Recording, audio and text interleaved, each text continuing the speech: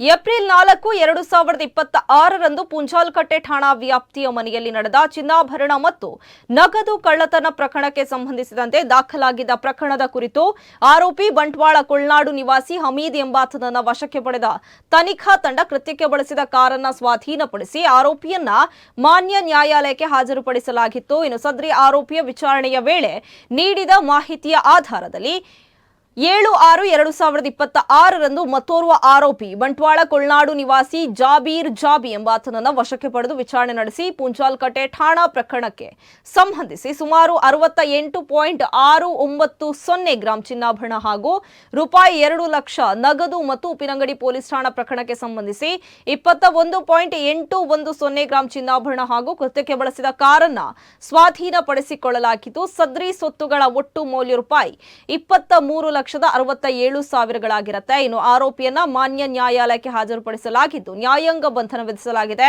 ಸದ್ರಿ ಪ್ರಕರಣಗಳನ್ನು ಹೊರತುಪಡಿಸಿದಂತೆ ಆರೋಪಿಗಳು ಉಪ್ಪಿನಂಗಡಿ ಠಾಣೆ, ಬಂಟ್ವಾಳ ನಗರ ಠಾಣೆ ಹಾಗೂ ಬೆಳ್ತಂಗಡಿ ಠಾಣೆಯಲ್ಲಿ ತಲಾ 1 ಪ್ರಕರಣ ಸೇರಿದಂತೆ ಒಟ್ಟು 5 ಪ್ರಕರಣಗಳಲ್ಲಿ ಭಾಗಿಯಾಗಿರುವುದು ತಿಳಿದು ಬಂದಿದ್ದು ತನಿಖೆ ಮುಂದುವರೆದಿದೆ.